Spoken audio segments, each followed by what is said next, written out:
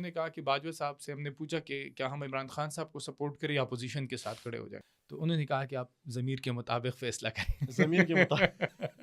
تو MKM کے لوگوں نے کہا کہ پھر ہمیں سمجھ آ گئی کہ اب جو ہے کیونکہ basically they were already not happy with Imran Khan, not زبردستی بٹایا گیا عمران خان, زبردستی بٹایا گیا تھا عمران خان کے ساتھ. اسٹوری آپ نے بریک کی تھی, سوری مجھے یاد آ گیا, انہوں نے جو سیٹ بیچی تھی MKM نے, what was that story? Imran, یہ ایسی اسٹوری ہے جو میرے ٹویٹر وال پہ 3 لاکھ سے زائد لوگوں نے دیکھی. تو اس دوران نا کاکڑ صاحب اٹھتا ہے نا, سنجرانی صاحب کے ساتھ ہاتھ ملاتے, اس نے کہا 2% میرے لیے بھی چھوڑ دے. اور جب اس کے کچھ لمحے بعد جب ٹی وی اسکرین فلیش کرتے ہیں. السلام علیکم جی, welcome to another episode of the Northern Podcast. اور آج کا جو پوڈ کاسٹ ہے اس میں جو ہمارے ساتھ مہمان ہیں وہ ان کی دوسری باری ہے جو اس پوڈ کاسٹ میں آ رہے ہیں. اور دوسری باری کی جو وجہ ہے وہ ان کا جو جس فیلڈ میں کام کرتے ہیں, جو ان کی نیش ہے, اور خصوصاً اب جرنلسٹ ہیں, اور جرنلزم میں یہ بیسکلی کور کرتے ہیں پارلیمنٹ, نیب, فارن آفس اور بہت اور ساری چیزیں جس کی طرف ہم جائیں گے اس پوڈ کاسٹ میں. Welcome Abdullah, thank you so much. Thank you. گزشتہ ایکسپیرینس کیسا رہا؟ کون سا والا؟ میرے پوڈ کاسٹ کا. یار وہ تو بڑا اچھا تھا. اس میں ٹو بی آنیسٹ وہ جو آپ کا وہ جو جنرل فیز والا پارٹ تھا نا وہ بہت چلا تھا. اچھا, جس میں you shared your experience in his village. جب آپ کہہ رہے تھے کہ گاؤں گئے تھے, نیلا دلہا کے پاس کوئی انٹرچینج تھا اور وہاں پہ نا. اچھا, تو اس کے بعد ایکسپیرینس کیسا رہا؟ اس کے بعد تو بہت برا رہا. Part of journey, you know. And Pakistan میں رہتے ہوئے نا یہ چیزیں بڑی نارمل ہے میرے خیال میں. یہ جو جھولا چکنا ہے نا, یہ ہر 10 میں سے 8 لوگ چکتے ہیں, اور آپ صحافی لوگ تو اس چیز سے بخوبی جو ہے نا وہ ہے. وہ گاڑیوں کی سسپینشن بھی چیک کرنی ہوتی ہے کہ کام کر رہی ہے کہ نہیں. روڈ گرفت کے لیے یار اس کے لیے تو اگر کوئی جنگ ہو جائے یا کوئی ایمرجنسی حالات ہو, تو مطلب ہندوستان کے ساتھ کوئی جنگ ہو جائے, خدا نخواستہ افغانستان کے ساتھ, گاڑیاں ایسی گاڑیاں نا وہ ترپار کر کے صحرا میں, برف میں, گرمی میں, سردی میں, بارش میں, تو سسپینشن چیک کرتے. باقی وہ ہمارے ملک کے ہی ہے اور ہم اسے بہت عزیز ہے. یہ جو ابھی آپ کا یہ والا اسٹیٹمنٹ ہے نا, یہ آخر میں جو کور نہیں کرتے, کور اپ کرنے والا بھائی, وہ ملک کے سپاہی ہے. جب ہم سوتے تو جاگتے ہیں, تو قربانیاں تو ہے ان کی, ہمیں کوئی شک نہیں ہے, ہم انڈورس کرتے ان قربانیوں کو. تو خیر وہ کبھی کبھی مہمان بننا پڑتا ہے اور اچھی خاطر مدارت ہوتی ہے. ویسے لوگ پروپیگنڈا کرتے کہ نہیں, میں یہ 22 سیکنڈ بالکل نہیں کرا. ان کو لفافہ ملتا ہوگا, مجھے نہیں ملتا, تو میں اس کو بالکل انڈورس نہیں کرتا. یار یہ لفافے پہ ایک صحافی ناراض ہو گئی تھی میرے سے, مگر چلیں آپ کے ساتھ تو لفافہ بہت ایڈوانس لیول پہ چلا گیا. اچھا, کیسے بٹ کوائن میں کیا پیمنٹ آتی ہے کیا؟ بہت سارے فیورز لیتے صحافی, مختلف صورتوں میں ترجمان بنتے, اس کی تنخواہ ملتی ہے. اس کے علاوہ پوسٹنگ ٹرانسفر کرتے ہیں. ترجمان بنتے ہیں مطلب کیا؟ مختلف سیاسی جماعتوں کے. آپ سولنگی کی تو بات نہیں کر رہے؟ نہیں, میں نام نہیں لینا چاہتا کسی کا, لیکن آپ کو ایک جب آپ صحافیوں کے ٹویٹر اکاؤنٹ دیکھتے ہیں تو آپ کو لگتا ہے کہ کس جماعت سے. ہر سیاسی جماعت کے آج کل اپنے صحافی ہیں, اور کمپنی کے اپنے صحافی ہیں. ہر کسی کے اپنے اپنے مطلب صحافی ان نے رکھے, اور وہ صحافی پھر حکومت آنے میں یا کوئی وزارت ملنے میں, جب وہ وزارتیں ملتی ہے تو پھر فیورز لیتے ہیں. اس میں نہیں مطلب صحافی بھی کرپشن کرتے ہیں, آپ یہ کہہ رہے ہیں؟ ہاں, اس میں کوئی شک نہیں ہے. وہ بھی اچھا, سارے صحافی لازمی نہیں کو کیش لیتے ہوں, کچھ اور بھی لائک انڈائریکٹلی بہت ساری چیزیں ہوتی ہے. کئی ایسے صحافی ہے جو حکومت کے قریب ہوتے ہیں. جب حکومت آتی ہے ان کے فیوریٹ سیاسی جماعت کی, تو پوسٹنگ ٹرانسفر بھی کرتے ہیں. اس کے ساتھ ساتھ وہ پھر اپنا کوئی نامی گرام مطلب برائے نام کوئی اخبار کھول لیتے ہیں. ایسے بہت سارے ایکسپیرینس. پھر اس پہ اشتہارات لیتے ہیں حکومت سے, پھر اس پہ کروڑوں میں اشتہارات لیتے ہیں. اچھا. اور آپ کو, مجھے تو نہیں پتا, لیکن پتہ نہیں وہ کوئی اس دن کہہ رہا تھا, میں نے ابھی تک ویریفائی نہیں کیا, کہ جب فردوس اشکوان منسٹر تھی انفارمیشن کی, تو انہیں ایک لسٹ منگوائی کہ پاکستان میں جو ریجنل اخبارات ہیں اور تمام اخبارات, تو کس نے کہا کہ وہ 30,000 سے زیادہ اخبارات رجسٹرڈ ہے, اور وہ گوسٹ اخبار بھی ہے, اشتہار بھی لیتے. ظاہر سی بات ہے PRD کے جو اپنے لوگ ہیں وہ بھی اس میں ملوث ہوتے ہیں. آلدو یہ وقت کی بات ہے, ہمارے صحافی بھی بڑی عالیشان زندگی گزار رہے ہیں, لیکن پھر بھی اچھے لوگ بھی ہیں, لیکن ان کی تعداد بہت کم ہے. آج کل تو تمغے ملتے ہیں. تمغے یار میں کنورزیشن کی شروعات نہ اس سے کروں گا. یہ بھی آج غالباً 24 مارچ ہے نا, تو 23 مارچ تک کل لوگ ہم نے ایسے چہرے دیکھے جنہیں ہم نے کبھی زندگی میں نہیں دیکھا کہ ان کو تمغہ امتیاز ملا ہو, یعنی کہ انہوں نے کوئی کام کیا ہو وغیرہ وغیرہ. تو یہ آپ کے خیال میں, کیونکہ آپ تو کور بھی کرتے آ رہے ہیں, تو کون کون سے ایسے لوگ ہیں جن کو تمغے ملے ہیں, اور آپ مطلب آپ ابھی کچھ نام بھی گنوا رہے تھے. دیکھو گورنر خیبر پختونخوا اس کے بیٹے زبیر, اور وہ میئر بننے کے علاوہ ان کے پاس کوئی ایسی اس نے کسی فیلڈ میں کوئی کارکردگی نہیں دکھائی, انہوں نے کوئی الیکشن نہیں جیتا ابھی تک. اور کل غلام علی صاحب جو ان کے والد ہیں اور اس وقت خیبر پختونخوا کے گورنر ہے, انہوں نے اس کو ایوارڈ سے نوازا. اور بہت سارے, میں نام نہیں لینا چاہتا, ایسے صحافی ہے, صحافی نہیں اینکرز ہے جو مطلب صحافت میں پوری دنیا میں بہت جو آپ بڑے لوگ بڑے سوچ رہے ہو میں بھی سوچ رہا ہوں جی, بہت بڑے بڑے اسکینڈلز آتے ہیں جو صحافی بریک کرتے ہیں, اور ان اسکینڈلز کی بنیاد پہ جو صحافی بریک کرتے ہیں وہ پبلک ویلفیئر کے لیے, عوامی مفاد عامہ کے حوالے سے ہوتی ہے, اس پہ پھر ان کو ایوارڈ دیتے ہیں. اور بہت سارے صحافیوں کو ملتے ہیں. لیکن ابھی جو پاکستان میں ہو رہا ہے سمجھ نہیں آ رہی کہ بہت سارے ایسے ایکٹر اور ایکٹریس ہیں جن کے بڑے رینون نام ہے, بڑے بڑے نام ہیں, ان کو کوئی تمغہ نہیں ملتا. کچھ لوگوں کو میرٹ پہ بھی ملا ہے, اس میں کوئی شک نہیں ہے. لیکن جن صحافیوں کو ملتا ہے, آپ اس سے پوچھیں کہ آپ نے گزشتہ 10 سال میں کون سی ایسی سٹوری کور کی ہے جس سے پاکستان میں ایک بونچال آیا ہو اور اس سے مفاد عامہ کی کوئی اتنی بڑی خبر آپ نے بریک کی ہے. لیکن یہاں پہ سوائے 1-2% کے ان صحافیوں کو ہی تمغے ملتے, یا ان ایکٹر اور ایکٹریس کو ہی تمغے ملتے ہیں. موسٹلی کچھ ڈیزرونگ لوگوں کو بھی مل جاتے ہیں جو ریاست کے قریب ہوتے ہیں یا ان کی نیریٹو کو پروموٹ کرتے ہیں, یا جو موجودہ حکومت ہوتی ہے ان کو. دو ہی ایریاز ہیں, یا دو موجودہ ایریاز حکومت یا ہاں ریاستی بیانیہ. مطلب مہوش حیات کے بارے میں یہ پروپیگنڈا کیا گیا کہ وہ ایک بڑی ایکٹریس ہے, اس میں شک نہیں ہے, لیکن اس سے بڑی ایکٹریس بھی تھی, کامیاب ایکٹریس ہے پاکستان کے شوبز انڈسٹری میں, بڑے بڑے نام ہیں. تو ان کے بارے میں یہ پروپیگنڈا کیا گیا کہ وہ پی ٹی آئی نے ان کو جو ہے وہ گزشتہ مطلب جب پی ٹی آئی کی حکومت تھی تو ان کو تمغہ دیا. بعد میں ہم نے اس کو ویریفائی کیا, اس کو انہوں نے نہیں دیا. اس مطلب تمغہ انہوں نے ہی دیا جو ملک چلا رہے ہیں, اور ظاہر سی بات ان کو جو مجھے جھولے پہ لگے گیا تھا انہیں کی بات کر رہے ہیں. ہاں بس ٹھیک ہے, وہ تو مہمان بننا پڑتا ہے کہ ہمارے جو جوان ہیں وہ کتنے مشکل حالات میں زندگی گزار رہے ہیں. ہمیں پتہ ہونا چاہیے کہ ہم جو گرم گرم بستروں میں سردیوں میں سوتے, اور نہیں یہ جسٹیفیکیشن بالکل بھی نہیں ہے. خیر ہم اس طرف نہیں جائیں گے. ہمارا جو یہاں بیٹھنے کا آج کا مقصد ہے وہ یہ ہے کہ یہ جو الیکشن ہوئے ہیں تو اس میں یہ جو جوڑ توڑ ہوئی ہے پراپر, یار ویسے یہ جوڑ توڑ بھی بڑی سیاسی طریقے سے لوگوں کو غیر سیاسی کرنے والا ایک بیان ہے. یہ تو پوری دنیا میں ہوتا ہے نا کہ الائنس بنتی ہیں, حکومتیں اتحاد کرتی ہیں, چیزیں بنتی ہیں. بٹ یہ جو ہوا نا اچانک سے, ہم تو کچھ اور ایکسپیکٹ کرتے, ہوا کچھ ہوتا ہے. کس طرح سے ٹیبل بدل گیا, چیزیں بدل گئی, حالات آپ کیا بدل گئے. ایکسپیکٹ کر رہے تھے؟ یار میں ایکسپیکٹ کر رہا تھا کہ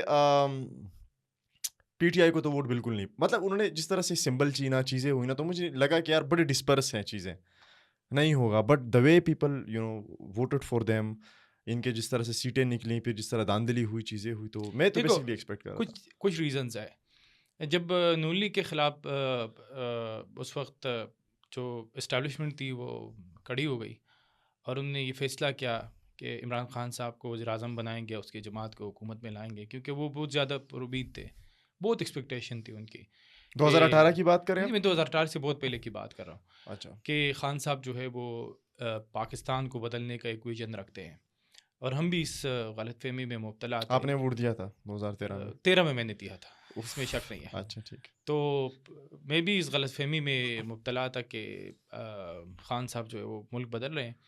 تو پھر میاں نواز شریف صاحب کے خلاف جو ہے وہ ایک اچھا مینڈیٹ انہوں نے لیا, اور 2014 میں راحیل شریف صاحب کو نواز شریف صاحب ہی لے کے آئے تھے. اچھا, تو 2014 میں جب ایک دھرنے ہوئے, عمران خان صاحب نے بھی کیے, اور پھر وہ پیر صاحب نے بھی کیا جو کینیڈا سے آئے تھے کچھ روز کے لیے رینٹ پہ, اور بھی واپس نہیں مل رہے کہ پیر صاحب کدھر ہے. طاہر القادری صاحب, ہاں طاہر القادری مناج القرآن کے. تو پھر اس کے بعد تحریک لبیک کا ایک دھرنا دیا گیا, اور پھر ہم نے دیکھا کہ وہ دھرنا جس پہ آج کل سپریم کورٹ نے ایک جو وزارت داخلہ ہے ان کو احکامات بھی دیے ہیں کہ جو فیض آباد دھرنا تھا تحریک لبیک کا سال 2017 میں، جب کچھ ٹی وی چینلز نے اس دھرنے کو کھانا بھی پرووائڈ کیا، فائنینشیل سپورٹ بھی پرووائڈ کیا، اور یہ جو قاضی فائزیزہ صاحب جو اس وقت چیف جسٹس ہے، اس وقت ان کا ایک فیصلہ تھا، بڑا تاریخی فیصلہ تھا کہ کن ٹی وی چینلز نے ان کو تحریک لبیک کے جو مظاہرین تھے ان کو کھانا اور فائنینشیل سپورٹ فراہم کی، اس طرح دیگر بھی کئی لوگ تھے. تو ایک کمیشن بن گیا ہے اور کمیشن نے اپنی رپورٹ جو ہے وہ تیار کر لی ہے، اور وہ رپورٹ جو فیض آباد دھرنے کے حوالے سے ہے وہ اس وقت شاید 1-2 دنوں میں سپریم کورٹ میں جمع ہو جائے، کیونکہ آلریڈی کمیشن نے 1 اور مہینہ بھی لیا تھا اضافی. تو یہ دھرنا بٹھایا گیا تھا نواز کا ووٹ کاٹنے کے لیے؟ نہیں، ایک تو یہ تک کہ پاناما میں بہت لوگوں کے نام تھے، اور پاناما کو پاکستان میں پولیٹیکل مینیپولیشن کے لیے یوز کیا گیا. مطلب نواز شریف صاحب کرپٹ ہے یا نہیں ہے یہ میں ڈیسائیڈ نہیں کرتا، یہ جو ادارے ہیں وہ ڈیسائیڈ کریں گے. لیکن جب میاں صاحب ابھی واپس آئے ہیں تو ہاں عدالتوں نے اس کے مطلب منٹوں کے حساب سے ان کے کیسز جو ہے وہ فارغ کرتی ہے. اس میں ظاہر سی بات ہے کہ ریاست بھی وہ ان کے ساتھ کڑی تھی، مطلب ایک پورا سسٹم جا کے نواز شریف صاحب کے قدموں پہ بیٹھ گیا جب وہ آ رہے تھے لاہور ایئرپورٹ سے، اسلام آباد ایئرپورٹ سے کہ لاہور ایئرپورٹ سے، اور اسلام آباد ایئرپورٹ سے، اور پھر وہ وہاں ہی ان کا بایو میٹرک ہوا. تو یہ وہ ٹائم تک کہ نواز شریف صاحب کو جب نااہل کیا گیا، پھر انہوں نے کہا کہ نواز شریف صاحب کی پوری پارٹی کو، پھر ان کو پارٹی صدارت سے بھی محروم رکھا گیا. اور عمران خان صاحب یہ سمجھتے تھے کہ یہ میرے ساتھ میرے خیر خواہ ہے، اور اس لیے نواز شریف صاحب کو یا دیگر جو سیاسی جماعتیں ان کو دیوار سے لگا رہے. لیکن وقت آنے پہ ثابت ہوا کہ جو نواز شریف صاحب کے ساتھ ہوا وہی عمران خان صاحب کے ساتھ بھی ہوا، ان کو بھی باہر پھینکا گیا. تو جب عمران خان صاحب کی حکومت آئی تو پھر ساری اپوزیشن یا تو جیلوں میں تھی یا کچھ اور تھا. اس کے بعد عمران خان صاحب بھی ان کو پسند نہیں آئے، انہوں نے بھی آنکھیں دکھانا شروع کی، اور پھر انہوں نے سائپر کا ایک پروپیگنڈا میں اس کو کہوں گا، کیونکہ اس کی کوئی آپ نے کچھ دن پہلے کانگریس کمیٹی دیکھی کہ ڈونلڈ نے اس کو مطلب اس پروپیگنڈے کو ایکسپوز کیا. تو پھر نواز شریف صاحب جب آتے ہیں پاکستان تو اس کو یہ تاثر دیا جاتا ہے کہ آپ کو 2/3 میجارٹی ملے گی، اور نواز شریف صاحب اسی یقین دہانی پہ مطلب ان کے ساتھ وعدہ کیا گیا تھا کہ آپ کو 2/3 وعدہ کیا گیا تھا، اور یہی وہ بیانیہ تھا کہ نواز شریف صاحب نے اس کے بعد کبھی ووٹ کو عزت دو کی بات نہیں کی. یا ماضی میں جو وہ جی ٹی روڈ پہ کیمپین کرتے تھے کہ اس کو ووٹ کو عزت دو، اس کو عزت دو، اس کو عزت دو، ہم اس کا احتساب ہونا چاہیے، وہ چیز انہوں نے دفن کی. اور عمران انٹرسٹنگلی یہ ساری چیزیں بن رہی تھی. نواز شریف صاحب کو یقین تھا کیونکہ پی ٹی آئی پہ کریک ڈاؤن تھا کہ وہ 2/3 میجارٹی حاصل کر پائیں گے. اور تو اس کے بعد الیکشن سے کچھ روز قبل 2-3 روز پہلے اگر آپ نے دیکھے پاکستان کے تمام اخبارات کے فرنٹ پیج پہ سوائے ڈاؤن کے ایک بہت پورے پیج کا اشتہار چلایا گیا، وزیر اعظم نواز شریف. اور جب الیکشن ہوا اور الیکشن کے رزلٹ نواز شریف صاحب کے حق میں نہیں آئے اور وہ بڑے مایوس بھی ہوئے، تو اس کے بعد نا ایک فیصلہ آتا ہے شہباز شریف صاحب کے حق میں کہ نہیں، شہباز شریف صاحب وزیر اعظم ہوں گے.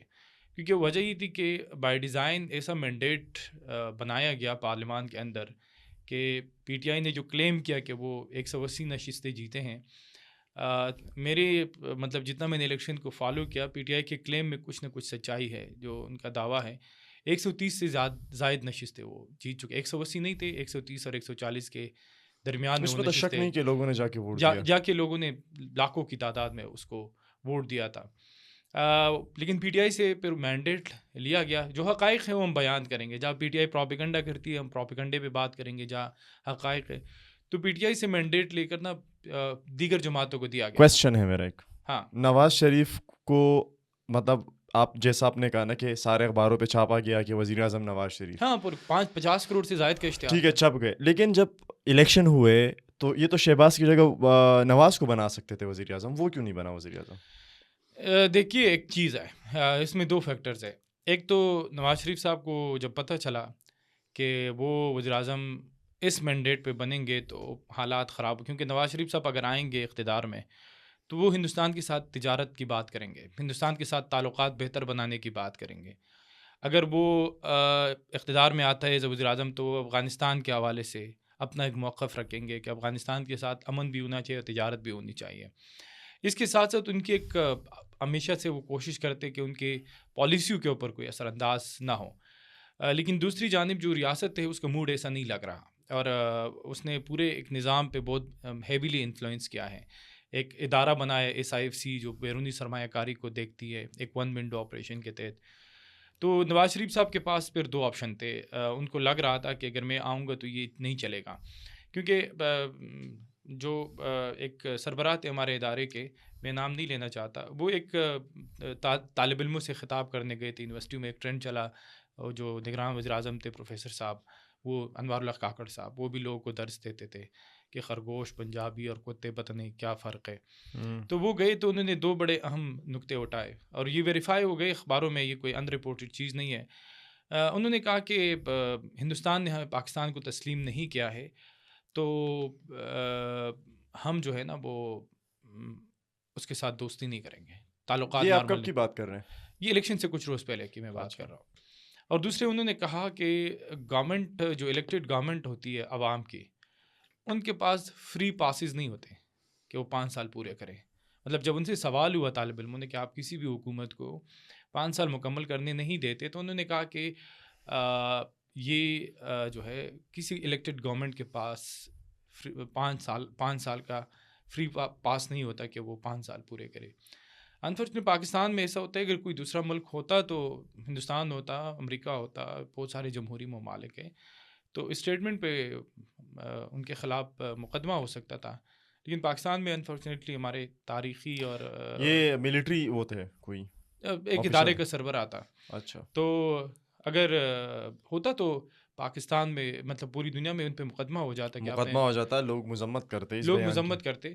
تو یہ ایک چیز تھی نواز شریف صاحب کے پاس. پھر ایک تو یہ آپشن تھا, اگر میں آؤں گا تو یہ نہیں لگ رہا تھا کہ 2 مہینے مطلب 5 مہینے بھی نکال پائے گی حکومت, کیونکہ ساتھ میں پیپلز پارٹی تھی, ساتھ میں MKM تھا, پھر چھوٹی جماعتیں تھیں. کیونکہ جو مینڈیٹ تھا بائی ڈیزائن وہ ایسا ڈیوائڈ کیا گیا کہ کوئی بھی سیاسی جماعت جو ہے نا وہ انڈیپینڈنٹ فیصلے نہ کرے, وہ آزادانہ طور پہ آزاد نہ ہو, اور جب ان کو ضرورت ہو وہ کوئی قالین جو ہے وہ نیچے سے مطلب یہ کہ کوئی ہمیشہ ان کا اینڈ گول یہی ہوتا ہے کہ کمپرومائزڈ گورنمنٹ بنائے تاکہ اس کو توڑنا ایزی ہو آرام سے. ہاں, اس کو توڑنا آسان ہو. خان جیسے صاحب کی حکومت مطلب وہ کہا گیا کہ تو پولیٹیکل پارٹیز ابھی کہتی ہے کہ ان سے تاریخی غلطی ہوئی, اور تاریخ غلطی تھی, اس میں شک نہیں ہے. جو حقائق ہے تاریخ کے, Imran Khan was a dying project in 2022. Imran Khan اپنی ناکام پالیسیوں کی وجہ سے خود مر رہا تھا, لیکن انہوں نے ایک آکسیجن جو ہے وہ پرووائڈ کی. میرا ایک سوال ہے کہ اگر یہ ایک ڈائنگ پروجیکٹ تھا تو VNC کے ذریعے ووٹ آف نو کانفیڈنس سے ہٹا کے, اور پھر اب اگر آپ دیکھیں تو گرفتاری کے بعد الیکشن سے 3 دن پہلے تواتر 3 فیصلے آتے ہیں, تو آپ کو نہیں لگتا کہ کہیں پہ بیک اپ پلان ہے ان کا اس کو, کیونکہ آپ کسی بھی چیز پہ پابندی لگاتے ہو تو مزید مشہور ہوتی ہے نا, اس کو مزید پاپولرٹی ملتی ہے. دیکھو تو مطلب اتنی سوچ تو 4 سال کے بچے میں بھی ہوتی ہے. دیکھیے ایک چیز ہے, جو خان صاحب کو نکالنے کا فیصلہ تھا وہ جنرل باجوہ صاحب کے اپنے ایگوز کا مسئلہ بن چکا تھا. اچھا, باجوہ صاحب کو جو ان کے ساتھی تھے, جو کور کمانڈرز تھے, وہ بتاتے تھے کہ جنرل فیض صاحب جو ہے وہ ابھی آرمی چیف نہیں بنے, لیکن انہوں نے ایز آرمی چیف کی طرح انہوں نے بیہیویئر شروع کیا اپنے مطلب لوگوں کے ساتھ. اور یہ بھی کہا جاتا ہے, اب اس کو میں مطلب ویریفائی آپ نہیں کہہ سکتے, لیکن بہت حد تک یہ مصدقہ ہے کہ جنرل باجوہ صاحب ایک بار عمران خان صاحب سے ملنے گئے وزیر اعظم ہاؤس, تو باجوہ صاحب کو باہر مطلب جو ڈرائنگ روم ہے اس میں بٹھا دیا گیا, اور باجوہ صاحب سے کہا گیا کہ خان صاحب میٹنگ میں ہے, کہ خان صاحب اس وقت وزیر اعظم تھے. تو کوئی کہتے ہیں کہ 25 سے 30 منٹ بعد ایسے ہوا کہ خان صاحب نکلے, اور اس کے ساتھ اس وقت کے جو جنرل فیض صاحب بھی تھے. تو یہ بات باجوہ صاحب کو ناگوار گزری اور ان کے ساتھیوں کو بھی گزری. تو باجوہ صاحب نے پھر کہا کہ I will turn the tables now, اور وہ پھر انہوں نے یہ فیصلہ کیا کہ کوسار کمپلیکس, ہمارے ایک ریاستی ادارے کا ایک آفس ہے ادھر اسلام آباد کے ریڈ زون میں, وہاں پہ یہ چیز بھی رپورٹڈ ہے. بلاول بھٹو زرداری صاحب, شہباز شریف صاحب, میاں افتخار حسین عوامی نیشنل پارٹی کے, اس کے علاوہ سردار اختر مینگل صاحب اور دیگر جو سیاسی قائدین ہیں, انہوں نے باجوہ صاحب سے ملاقات کی, اور باجوہ صاحب نے اس کو یقین دہانی کی کہ ہم عمران خان صاحب کو سپورٹ نہیں کریں گے. اور پھر ان سیاسی جماعتوں نے جو ہے وہ عدم اعتماد کی تحریک پیش کی. پھر عمران خان صاحب نے باجوہ صاحب کو ریکویسٹ کی کہ آپ اگر یہ عدم اعتماد کی تحریک واپس لینے میں اپنا کردار ادا کریں تو میں اسمبلی توڑ کر الیکشن کے لیے تیار ہوں. تو دوبارہ پھر ایک وہی کوثار کمپلیکس میں ایک ملاقات ہوتی ہے اور اس ملاقات میں جو ہے وہ ان کو سیاسی جماعتوں کو بتایا جاتا ہے کہ آپ عدم اعتماد کی تحریک واپس لیں. لیکن سیاسی جماعتیں انکار کرتی ہیں, وہ کہتے ہیں ہم عدم اعتماد کی تحریک واپس نہیں لیں گے.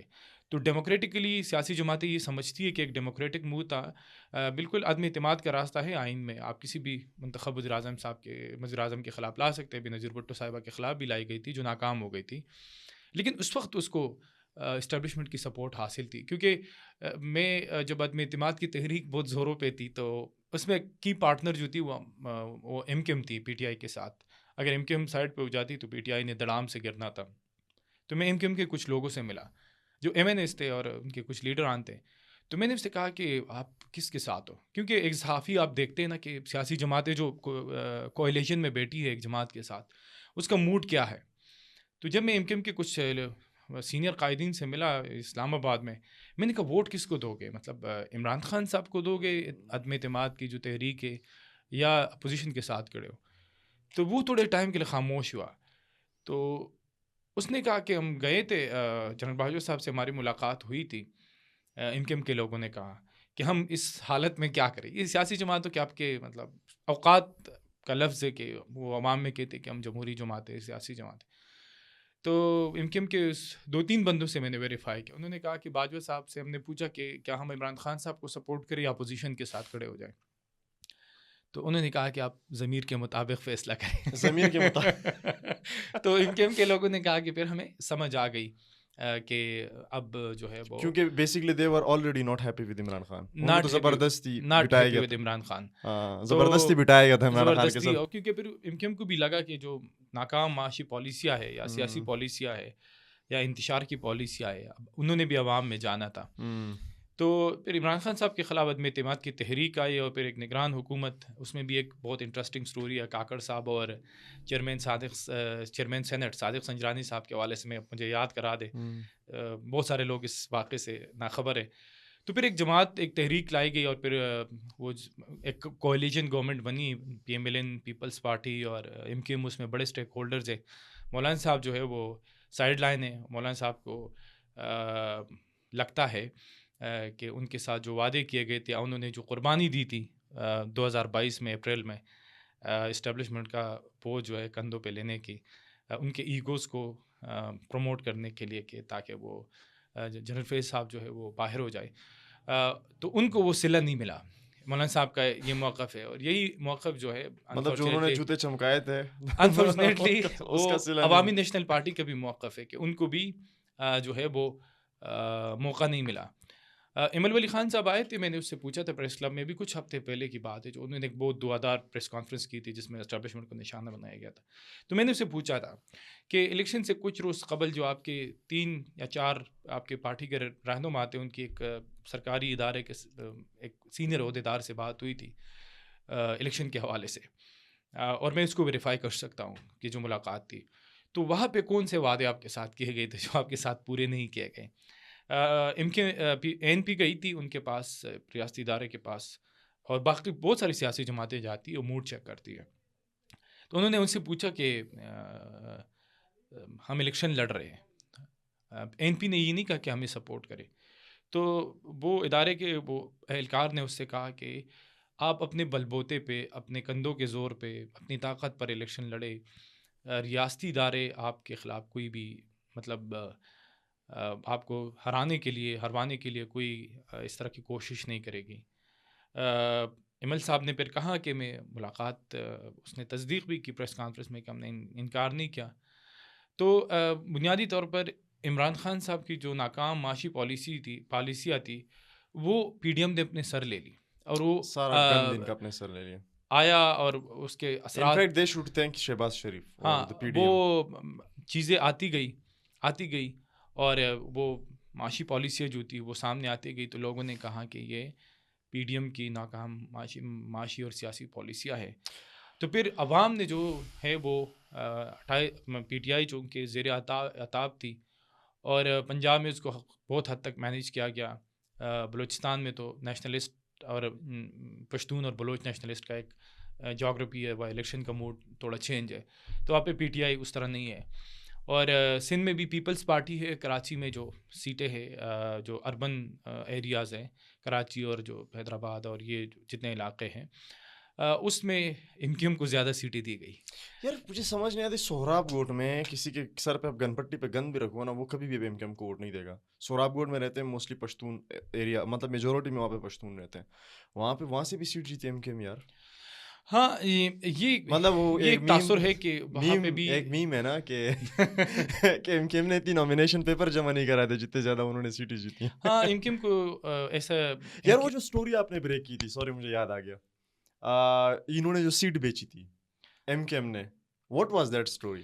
عمران, یہ ایسی اسٹوری ہے جو میرے ٹویٹر وال پہ 3 لاکھ سے زائد لوگوں نے دیکھی. اچھا. اور یہ میں نے اس کا ایک تھریڈ بنایا تھا.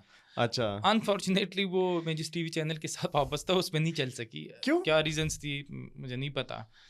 لوگ ویسے کہتے ہیں کہ اسٹیبلشمنٹ کے خلاف خبر نہیں چل سکتی یا ریاستی اداروں کے خلاف خبر نہیں چل سکتی. ابھی سپریم کورٹ کے پروسیڈنگس تھے ڈی ایچ اے کے حوالے سے یا فیض آباد دھرنے کے حوالے سے, تو وہ بڑے اوپن ٹی وی چینل نے چلائی. لیکن اب یہاں پہ جو گاڑیوں کی کمپنیز ہیں, آٹو موبائل کمپنی ہے, جو موبائل کمپنیز ہیں, اور اس کے علاوہ دیگر جو انڈسٹریلسٹ ہیں, ان کے خلاف ٹی وی چینل پہ خبر نہیں چل سکتی. یہ لوگوں نے ایک پروپیگنڈا کیا ہے کہ صرف اسٹیبلشمنٹ کے خلاف خبر نہیں چل سکتی. اچھا. تو سیاسی جماعتوں کے خلاف بھی خبر نہیں چل سکتی. بہت ایسے کیسز ہیں جس میں سیاسی جماعتوں کے خلاف بھی خبر نہیں چل سکتی. اچھا, اگر آپ عطا تارڑ صاحب کو میسج کرے کہ تارڑ صاحب یہ آپ کے حکومت کے خلاف خبر ہے, کوئی اسکینڈل ہے, میرے خیال میں الیکٹرانک میڈیا میں اور بہت حد تک پرنٹ میڈیا میں بھی, تو وہ مالکان کو اپروچ کرے. وہ کہتے ہیں میں, کیونکہ پاکستان میں میڈیا ماڈل ایسا ہے کہ سرکاری اشتہار پہ چلے گا. وہ کہتے ہیں کہ یار خبر نہ چلائے, میں اشتہار نہیں دوں گا, میں آپ کے اشتہار کاٹ دوں گا, یا آپ کے جو آپ کی پینڈنسیز ہے وہ میں رکوا دوں گا. تو مالکان تو ٹی وی چینلز کے موسٹلی کاروباری ہے, تو پھر وہ نہیں چلا دے. تو پھر صحافی کے پاس موسٹلی سوشل میڈیا کا سہارا ہوتا ہے. تو یہ جو اسٹوری ہے ڈاکٹر موہن منجانی, تو وہ کراچی کا ایک ڈاکٹر ہے. اور ایک چیز میں آپ کو بتاؤں, پاکستان کی جو اقلیتوں کی نشستیں ہیں نا, جو لوگ اقلیتوں کے کوٹے پہ پاکستان میں آتے ہیں, اگر آپ اس کا, ہم نے اس کا کوئی ایک چارٹ بنایا تھا, ہم نے اس کا مطالعہ کیا تھا, ریسرچ کیا تھا اس پہ کہ یہ کون لوگ پارلیمان میں آتے ہیں. تو ہندو میں کچھ کیسز ہے جس میں لوور کاسٹ کے لوگ بھی ہیں, لیکن ہندو میں ٹاپ جو کراچی کی ایلیٹ کلاس ہے, حیدرآباد کی ایلیٹ کلاس ہے, ان کے لوگ آتے ہیں. مطلب ڈاکٹر رمیش کمار ایک امیر آدمی ہے, ڈاکٹر دنیش کمار جو ہے وہ ایک امیر آدمی ہے ہندو کا. اس کے ساتھ ساتھ موہن جو ابھی مسئلہ تھا وہ بھی ایک امیر آدمی ہے. اس کے علاوہ جتنے بھی لوگ ہیں جو ان نشستوں پہ آتے ہیں, چاہے وہ سکھ ہے, وہ ٹاپ کے بزنس مین ہوتے ہیں, بہت کم عوامی لوگ نہیں ہوتے. عوامی لوگ نہیں ہوتے, یہ مطلب موسٹلی پیسے کا کاروبار ہوتے ہیں. ہم آتے ہیں اپنے ایکچوئل اسٹوری پہ. میں چاہتا ہوں کہ آپ کے پلیٹ فارم سے یہ اسٹوری, موہن منجانی جو ہے وہ ایم کیو ایم کے رابطہ کمیٹی میں تھا, اور ڈاکٹر موہن منجانی سے ایک ڈیل ہوئی ایم کیو ایم کی. ڈیل یہ ہوئی کہ ہم آپ کو اقلیتوں کی نشست دیں گے قومی اسمبلی میں. تو ڈیل لاک ہوئی 5 کروڑ روپے پہ ڈاکٹر موہن منجانی اور ایم کیو ایم کے درمیان. تو 5 کروڑ میں جب وہ ڈیل لاک ہوتی ہے تو کمٹمنٹ اس بات پہ ہوتی ہے کہ جب ہم 16 نشستیں جیتیں گے, 16-17 نشستیں جیتیں گے, کیونکہ اس پہ ایک اقلیت کی نشست ملتی ہے, تو ہم آپ کو آپ کا مطلب آپ منتخب ہو جائیں گے تو آپ ہمیں 5 کروڑ روپے دو گے. اچھا.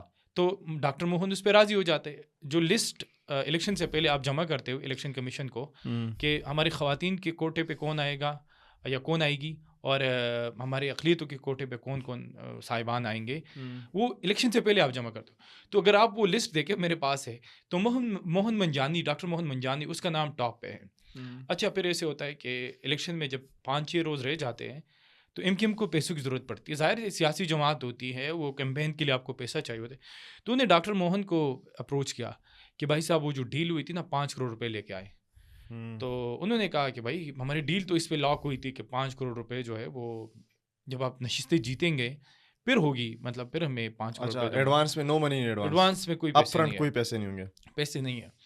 تو وہ پھر ایسے ہوتا ہے کہ موہن جو ہے اس کو دھمکایا جاتا ہے ایلیجلی مبینہ طور پہ, اور ڈاکٹر موہن نا دبئی بھاگ جاتا ہے کراچی سے. اچھا ہاں, میں نے وہ دبئی کی اس کی ٹریول بھی نکالی ہے. اس اسٹوری پہ ہم نے کوئی 12 دن کام کیا اور پھر یہ اسٹوری ہم نے مارکیٹ میں لائی.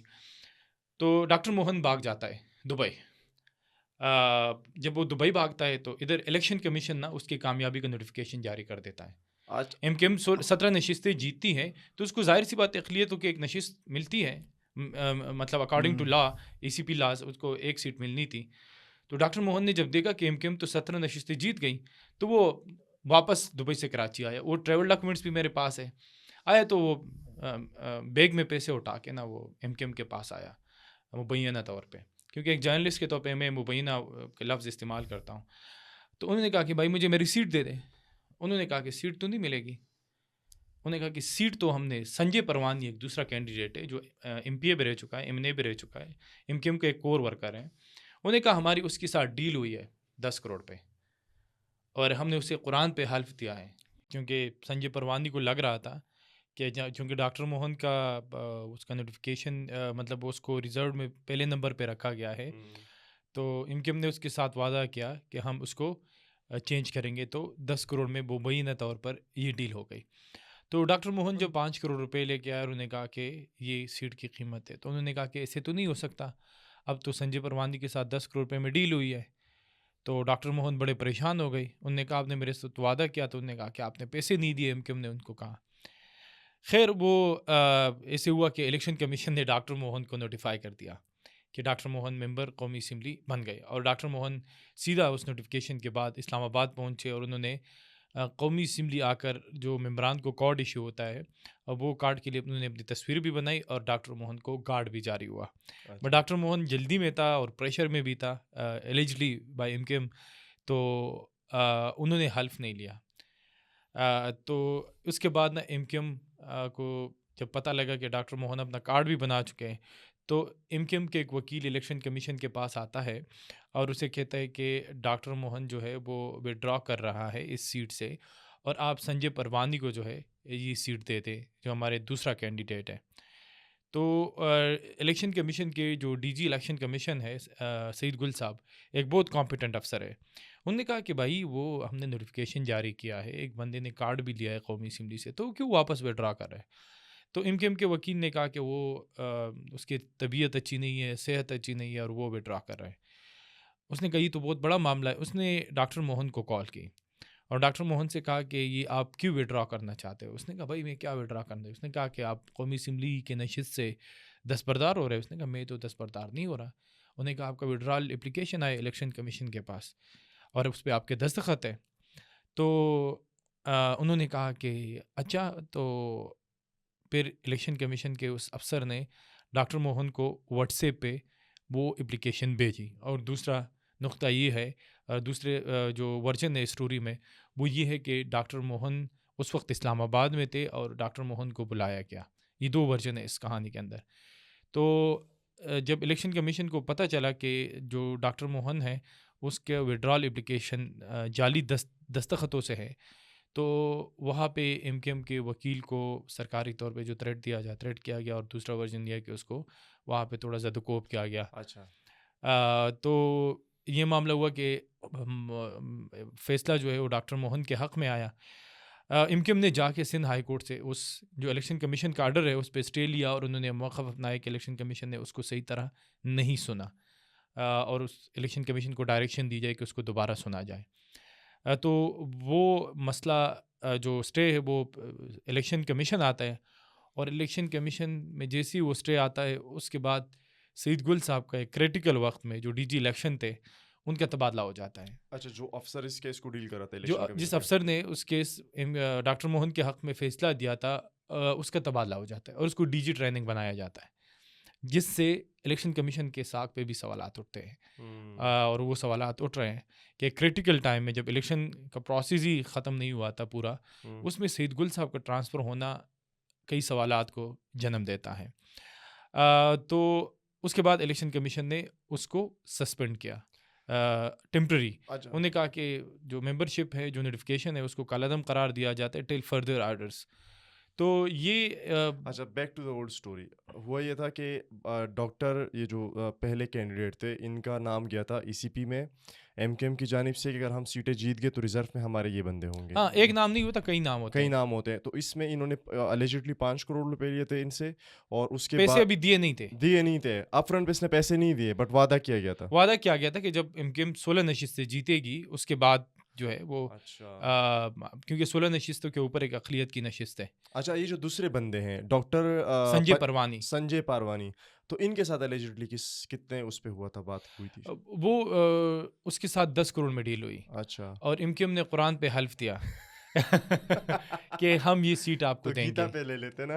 نہیں تو حلف جو ہے وہ تو پیسے لینے والے دیتے ہیں نا. دینے والے. ہاں وہ کمٹمنٹ تو ایم کیو ایم نے کرنی تھی. خیر یہ جب ہوا تو میں نے سب سے پہلے ڈاکٹر سنجے پروانی کو اپروچ کیا. تو انہوں نے کہا کہ یہ بے بنیاد سٹوری ہے، یہ ڈاکٹر موہن جو ہے نا غلط بیانی کر رہا ہے اور میں نے کوئی پیسے نہیں دیا. انہوں نے اس سٹوری کی تردید کیا اور انہوں نے کہا سنجے پروانی نے کہ پارٹی کو لگا بعد میں کہ ڈاکٹر موہن ایک سویٹیبل کینڈیڈیٹ نہیں ہے اور میں چونکہ وہ فارمر ایم پی اے بھی رہ چکے اور ایم این اے بھی، میں ایک کمپیٹنٹ کینڈیڈیٹ ہوں، اس لیے پارٹی نے یہ فیصلہ کیا. لیکن انہوں نے پیسے دینے کی وہ اس معاملے کی تردید کی.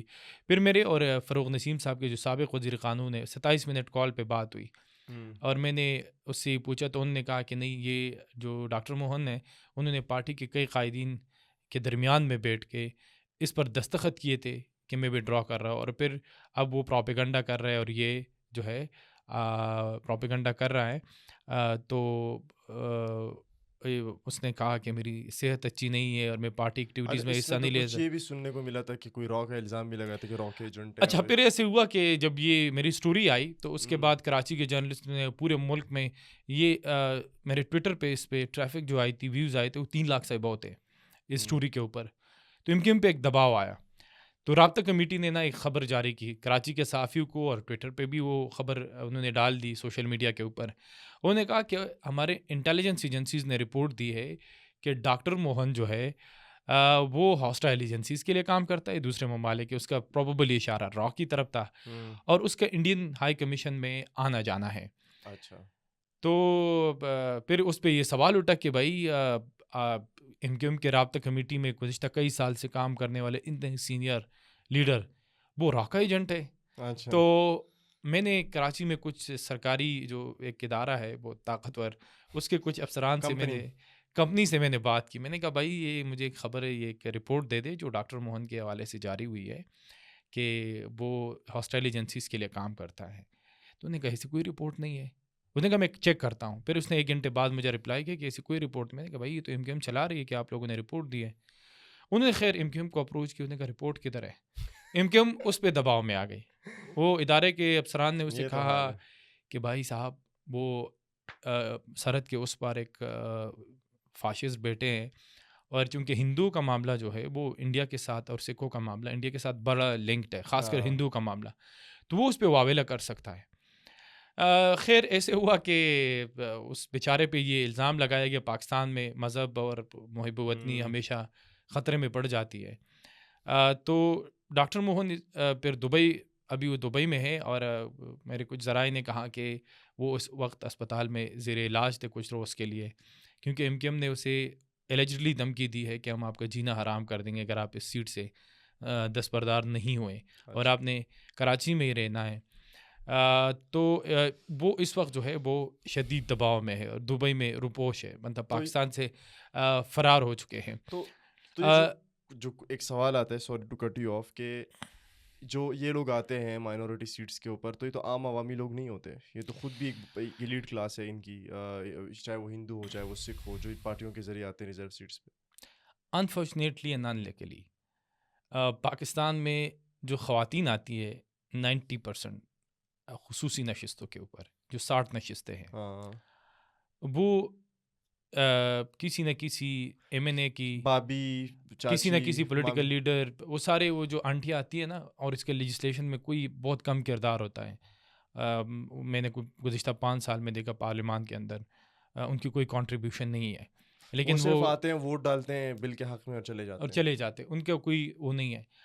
اچھا پھر جب اقلیتوں کے نشست پہ جو سکھ آ رہے ہیں اور ہندو آ رہے ہیں موسٹلی، کرسچن بہت کم آتے ہیں ان نشستوں پہ، تو وہ پاکستان کے بڑے کاروباری طبقوں سے ان کا تعلق ہوتا ہے. میں آپ کو انگلیوں پہ گن سکتا ہوں کہ جو بھی پارلیمان میں آتے ہیں، جو سینٹ میں آتے ہیں، وہ ارب پتی نہیں تو کروڑ پتی ضرور ہے، مطلب وہ کروڑ پتی ضرور ہیں. تو یہ جو تقسیم ہے وہ ایک تو یہ ہے کہ سب سے پہلے ٹاپ کلاس کے جو ہندو ہوتے ہیں، کاسٹ کے جو کاسٹ سسٹم ہے ہندو کے اندر، تو موسٹلی جو ٹاپ کاسٹ ہے، جو امیر بھی ہے، کاروباری ہے، ان کو یہ نشستیں ملتی ہے. اور پھر ان کو باقاعدہ طور پہ موسٹلی جو 80% نشستیں وہ ڈیل کے ذریعے ہی، مطلب فائنینشیل ڈیلوں کے ذریعے ہی وہ بکتی ہیں. اچھا پھر ایم کیو ایم نے یہ کیا، ایم کیو ایم کو لگا کہ شاید یہ اسٹوری جو ہے، مجھے ایم کیو ایم کے 2 بڑے سینئر لوگوں نے یہ خبر دی تھی جس پہ میں نے کام کیا 11-12 دن. تو ایم کیو ایم نے نا پوری رابطہ کمیٹی تحلیل کر دی اگلے روز. کیوں؟ ان کو لگا کہ شاید الطاف حسین گروپ کے اندر اس رابطہ کمیٹی میں الطاف بھائی کے جو کوئی جانشین ہو وہ شاید. جانشین ہیں جنہوں نے یہ خبر بریک کی تھی، اور وہ خبر مجھے انہوں نے نہیں دی. اور اس میں انٹرسٹنگلی خواجہ اظہار الحسن صاحب سے پارلیمنٹ میں میرا آمنا سامنا، اور اس کیس کے 2 گواہان بھی ہے، اس جو خواجہ صاحب نے ورژن دیا. میں نے اسے پوچھا کہ ڈاکٹر موہن کے ساتھ آپ کے پیسوں کی ڈیل ہوئی تھی، وہ خبر میں نے کی تھی. اس نے کہا ڈیل نہیں ہوئی تھی، ڈونیشن وہ دے رہا تھا 5 کروڑ روپے. So he confirmed that indirectly کہ یہ 5 وہ کروڑ روپے ڈونیشن دے رہا تھا. جو ہے وہ دے رہے تھے. تو یہ آپ دیکھیں نا کہ اقلیتوں کی ایک نشست جو 5 کروڑ سے ڈیل شروع ہوئی اور 10 کروڑ پہ ختم ہوئی، تو تقریباً تمام سیاسی جماعتوں کے اندر یہی ہوتا ہے. کوئی بہت کم ایسے اکا دکا کیس ہے کہ جو غریب ہندو یا غریب سکھ جو ہے وہ یہاں پر آتا ہے. بٹ وہ بھی میرے خیال میں سمبولکلی ہوتا ہے، سمبولکلی اپنے نمبر بڑھانے کے لیے کرتی ہیں پارٹیاں. اور اکثر پیپلز پارٹی میں سے لوگ ہاں آتے یہ ہیں. ایسے اسٹنٹس پیپلز پارٹی لیتی ہے. اب ہندو سینیٹرز دے کے، ہندو ایم این ایز دے کے، وہ امیر ترین لوگ ہیں. ان کا لائف سٹائل اگر آپ دیکھیں تو کاروباری لوگ ہیں. نہیں کراچی میں تو یہ ایک بڑی ڈفرینٹ کلاس ہے. ایون آپ اگر حیدرآباد جائیں، آپ کراچی جائیں، جو بڑے بڑے تاجر ہیں آپ کو ملیں گے سندھی، ان میں آپ کو ہندو ملیں گے، کیونکہ جو سندھی مسلمان ہیں وہ تو سرکاری نوکریوں کے پیچھے پاگل ہوتے ہیں، پر یہ ان سے زیادہ اسمارٹ ہیں. یہ اتنا میں نے آج تک دیکھا. تو بس اب یہ ہے کہ یہ ہم دیکھیں گے کہ الیکشن کمیشن کس کے حق میں فیصلہ دیتی ہے. یہ مجھے اس سے یاد آیا، میں نے کچھ موفا کی کوئی رپورٹ دیکھی تھی نا، جس میں یہ آپ نے بات چھیڑی ہے وہ والی کہ الزام لگائے انہوں نے کہ ڈاکٹر موہن جو ہے وہ کام کر رہے تھے ہوسٹائل ایجنسیز کے لیے. تو موفا کی کیونکہ آپ فورن آفس بھی کور کرتے ہیں ساتھ ساتھ میں، تو آئی ایم شیور کہ آپ کو اسٹوری کا اچھے پتہ ہوگا کہ را نے جو ہے کوئی 13 کلنگس کیے ہیں پاکستان میں پچھلے کوئی 5-6 سالوں میں. اور انہوں نے یہ ایک رپورٹ جاری کیا تھا موفا نے. تو اس کا تھوڑا سا اگر بتائیں آڈینس کے لیے، اور اس کی جو وہ تھی، وہ جو چینز تھے اور اسٹوری تھی، وہ بڑی مزے کی تھی. تو آئی ایم شیور اگر اکشے کمار کے ہاتھ وہ لگے ہو شاید وہ فلم بھی بنا دے اس کے اوپر. ہاں انڈیا ہمیشہ کہ گھر میں گھسے بغیر مار دیا. ایگزیجریٹڈ بنیادوں کے اوپر ایسے فلمیں بناتے. میں رات کو ایک مووی دیکھ رہا تھا، وہ ابھینندن کے حوالے سے تھی، اس میں بہت پروپیگنڈا تھا. اچھا ایسے ہوا نا کہ کشمیر انسرجنسی وقت کے ساتھ ساتھ دم توڑتی گئی، اور اس سے وابستہ جو لوگ تھے، جو جہادی تنظیموں کے لوگ تھے، وہ رک گئے. انہوں نے کس نے کاروبار شروع کیا، کوئی روپوش ہو گیا، کوئی کیا ہے.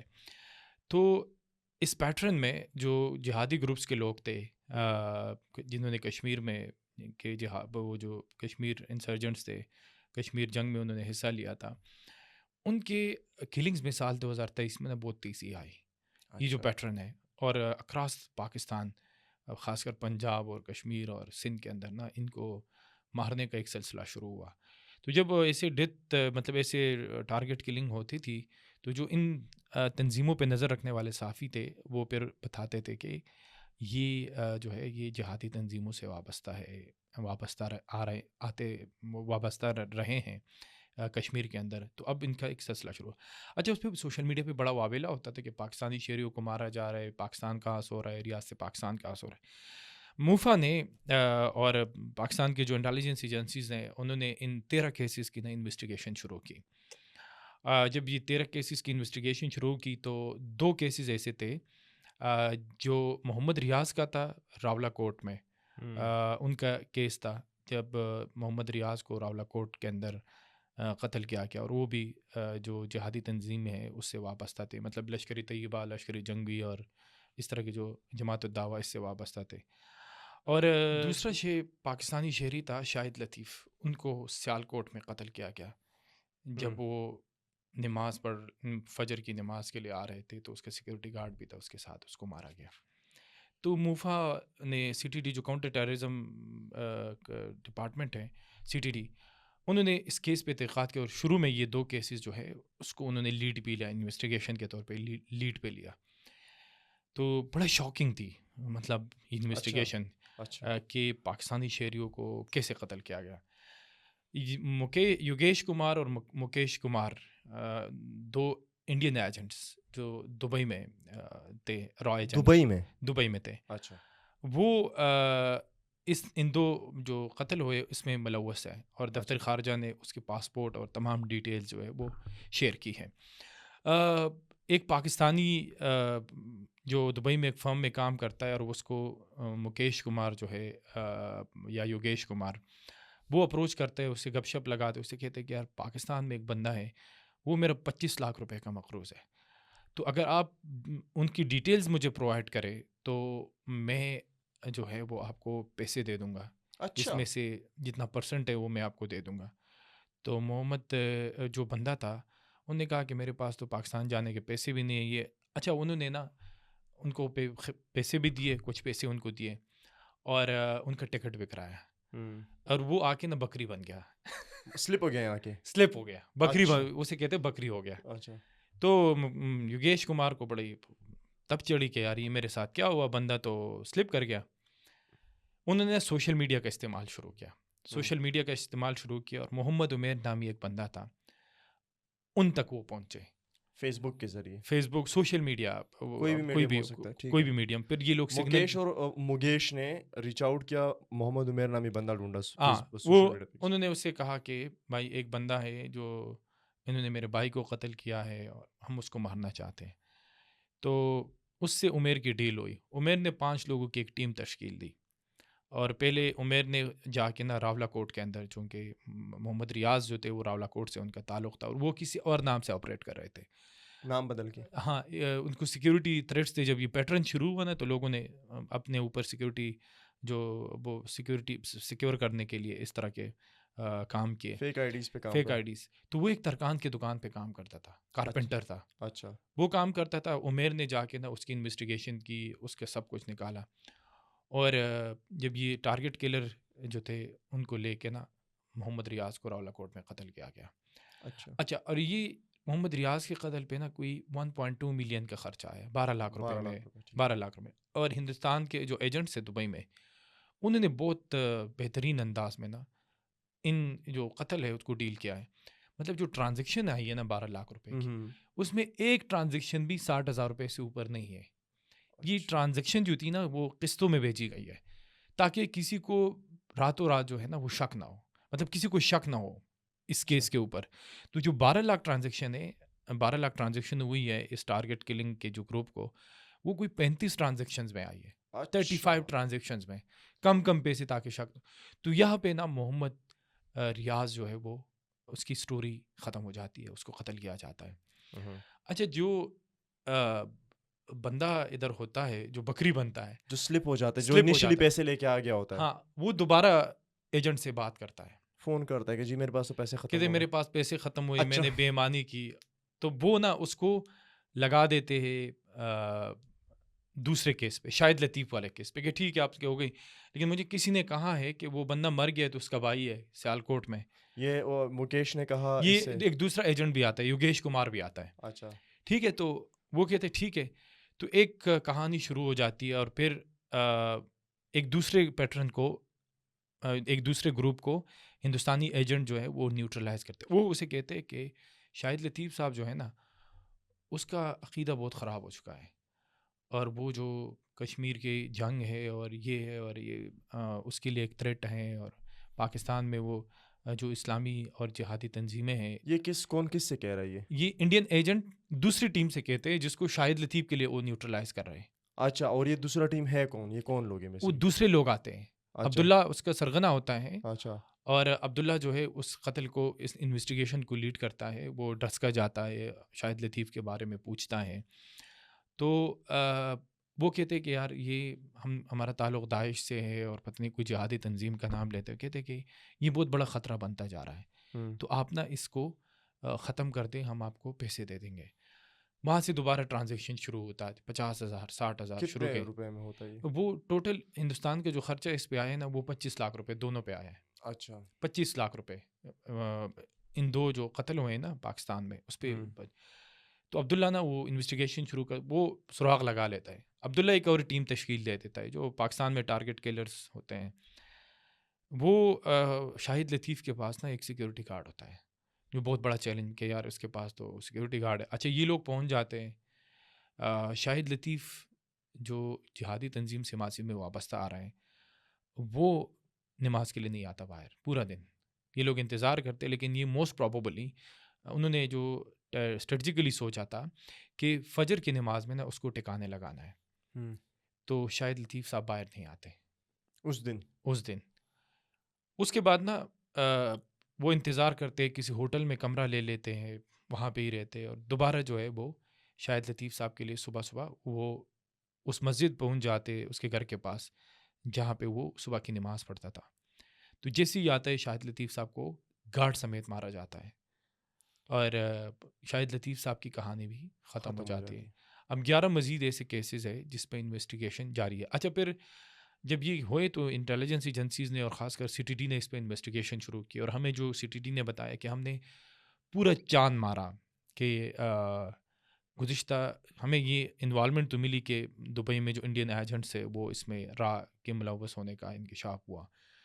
تو انہوں نے کہا کہ ہم نے پھر نہ دیکھا کہ پاکستان سے کون لوگ ہیں جو پاکستان آئے ہیں دبئی سے اور وہ مشکوک ہے.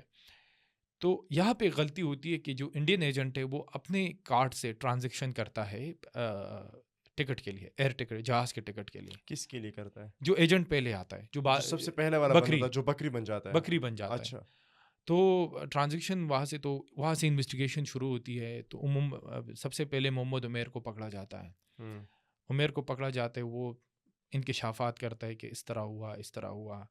اور پھر جو بکری ہے وہ بھی پکڑی جاتی ہے، وہ بھی پکڑا جاتا ہے جو بکری بن گیا ہے بندہ. اور اس کی پوری سیریز جو ہے وہ مطلب اس کے ساتھ جو ٹارگٹ کلرز ہے وہ بھی پکڑے جاتے ہیں.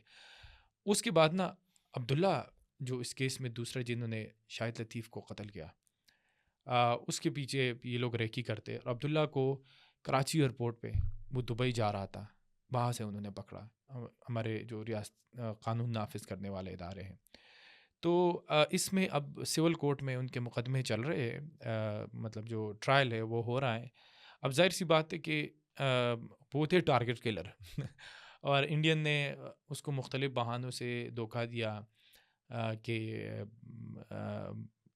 یہ لوگ جو ہے نا، یہ کوئی کہہ رہا ہے کہ مذہبی طور پہ، کوئی کہہ رہا ہے کہ میرے پیسے کہاں ہیں. تو ان کو بھی دھوکہ دیا گیا. جو فارن آفس کے لوگ ہیں یا سیکیورٹی کے لوگ ہیں وہ بھی کہتے ہیں کہ ان کو بھی دھوکہ دیا گیا، ان کو نہیں پتہ تھا. تو ایک سوال ہے ویسے کہ یہ جو چیزیں اگر ہوئی بھی ہیں تو آپ کو لگتا ہے کہ ان کو پبلک کرنا چاہیے تھا موقع کو؟ کیونکہ الیکشنز آ رہے ہیں ہندوستان میں، مودی پھر اس چیز کو کیش کرے گا. دیکھو مودی ایک بہت پاپولسٹ ہے، وہاں پہ جو مسلمان ہیں کشمیر میں اس کے لیے، ہندوستان میں ان کے لیے بڑے چیلنجز آ گئے. وہ ہندوتا اسٹیٹ بن گیا. مودی کے ماضی سے ہم واقف ہے کہ اس کو بچڑا مطلب اس کو گجرات کا کہا جاتا تھا. تو اب دفتر خارجہ نے چونکہ انڈیا اس وقت ایک زیر آتاب ہے، جو کینیڈا میں سکھ مارا گیا، امریکہ کے اندر ایک سکھ مارا گیا جو آزادی کی بات کرتے ہیں. تو فارن آفس نے سوچا کہ انڈیا چونکہ اس وقت پریشر میں ہے تو ہم مزید دباؤ جو ہے اس پہ بڑھاتے ہیں. تو انہوں نے اسٹریٹجیکلی یہ کیا. لیکن مودی کا جو اینٹی پاکستان نیریٹو ہے اس پہ وہ پورا الیکشن لڑتا ہے کہ پاکستان کے اندر ہم نے وہ ایئر اسٹرائک کیے، سرجیکل اسٹرائکس کے جو نام نہاد سرجیکل اسٹرائکس تھے، اور انہیں کلیم کیا کہ پتہ نہیں کتنے دہشت گرد مارے گئے. لیکن وہ ثابت ہوا کہ ہم دو ممالک جو تھے وہ جنگ کے دہانے پہ پہنچے. لیکن جو اب فارن آفس نے اس کو آفیشیلی انڈورس کیا ہے کہ ہمارے شہریوں کو راہ نے مارا ہے، یہ مودی کی کا الیکشن کیمپین کے لیے بہت کامیاب ہے. اور مودی پورے الیکشن میں اس کو استعمال کرے گا. وہ دوبارہ ایک برسر اقتدار آ جائے گا اور وہ کلیم کرے گا کہ جو آپ کے دشمن تھے اور میں نے وعدہ کیا تھا کہ میں پہلے تو ہم گھس کے مارتے تھے، اب تو گھسے بھی نہیں مار دیا. ہاں تو یہ مودی منتر کر کے مار دیا. ہاں مودی کے الیکشن کے لیے یہ ایک بڑا فائدہ ہوا. لیکن پاکستان نے یا فارن آفس نے چونکہ ریاست پاکستان نے اس نیت سے کیا کہ انڈیا چونکہ اس وقت پریشر میں ہے امریکہ اور کینیڈا میں سکھوں کے قتل سے اور اس میں انڈین انوالومنٹ ہے. اور میں جب امریکہ میں تھا تو یہ کینیڈا کے میں جب سکھ کو قتل کیا گیا تھا تو اس پہ یونائٹڈ نیشن کے باہر نہ مظاہرے ہو رہے تھے. اور انڈیا کا جو وزیر خارجہ تھا انہوں نے بڑے مودی چونکہ نہیں آئے, ہمارے وزیر اعظم گئے تھے انوار اللہ کاکڑ صاحب, مودی نہیں آئے, لیکن انڈین وزیر خارجہ جے شنکر کے لیے بہت بڑا چیلنج تھا وہاں پہ اسپیچ کرنا. اور انہوں نے چونکہ ڈپلومیسی میں وہ بہت زیادہ سفر ہوئے ان دو قتل پہ معصوم سکھوں کو مارا گیا, تو یہی وجہ تھی کہ ان کو بڑے چیلنجز پیش آئے. لیکن یہ اس میں حقیقت ہے کہ ہمارے جو جہادی تنظیموں سے وابستہ لوگ تھے ان کو راہ نے قتل کیا. اس سے ہمارے جو انٹیلیجنس ایجنسیز ہے ان کی کریڈیبلٹی کے اوپر بھی ایک سوال اٹھتا ہے, اور ہمیں اپنے انٹیلیجنس کو بہتر کرنا چاہیے کہ ہمارے شہریوں کو اگر کوئی بھی ہاسٹائل ایجنسی اس طرح آ کر مارتی ہیں.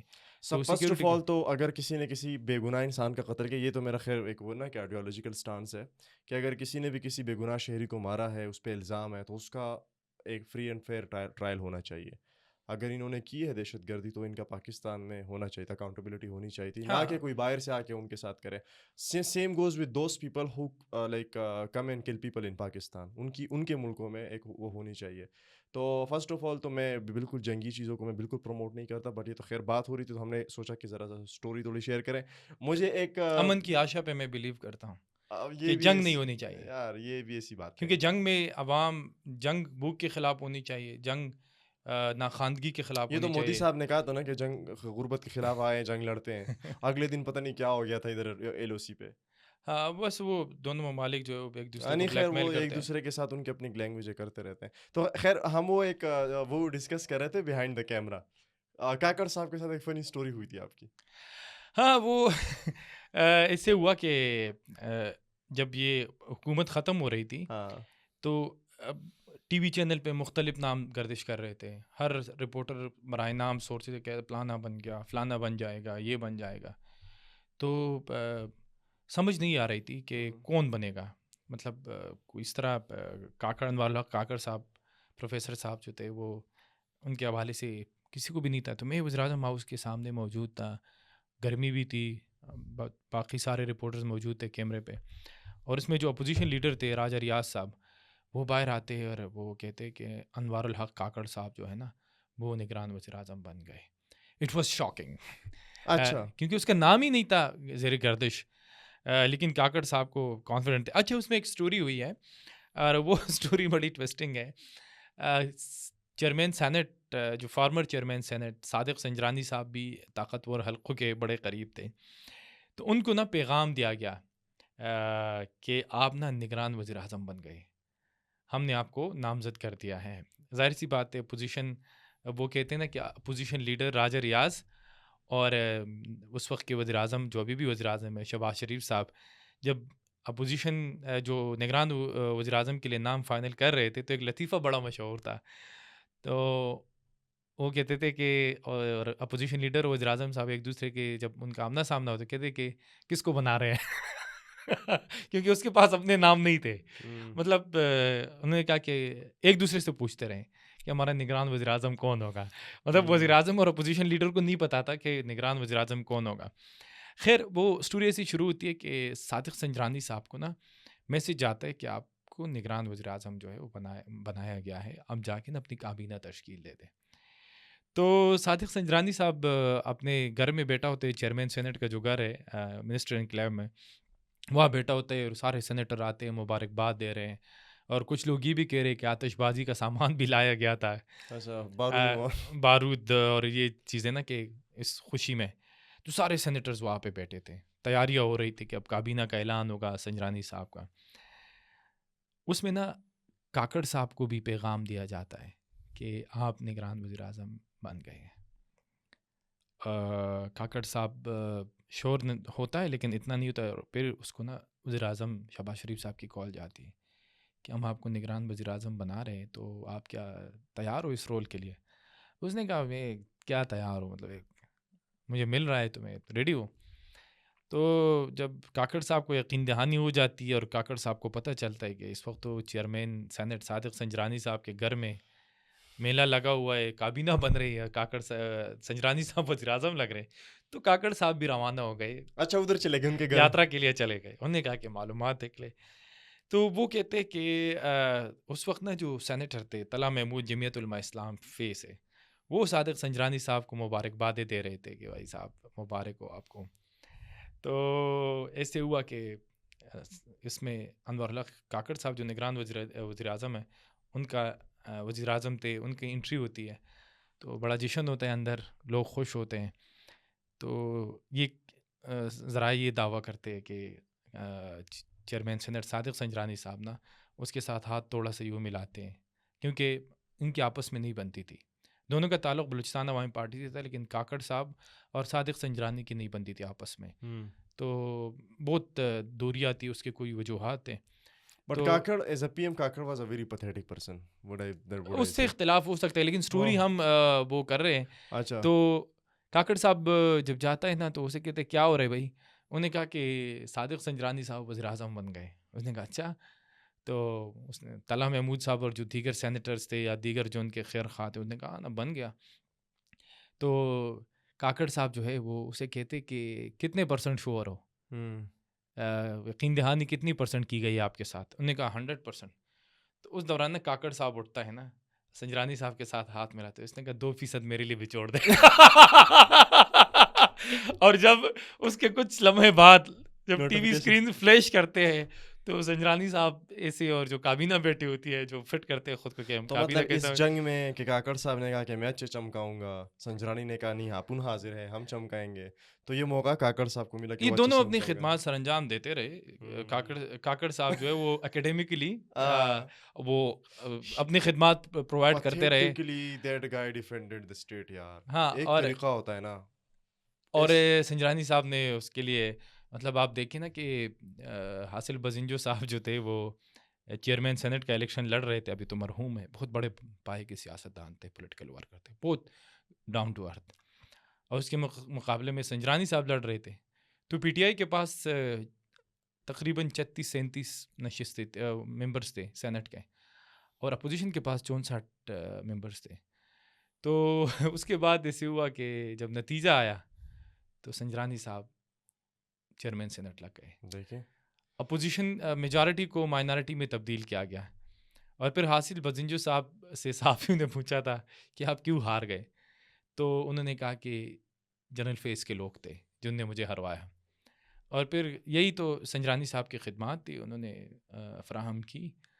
لیکن سنجرانی صاحب اس وقت ایک ٹرمائل میں ہے، چونکہ اس کے ہاتھ سے چیئرمین سینٹ کا عہدہ بھی چلا گیا. پھر اس کو کوئی امید نظر آئی کہ بلوچستان اسمبلی سے الیکشن لڑو تو وزیر اعلیٰ جو ہے نا وہ لگ جاؤ گے.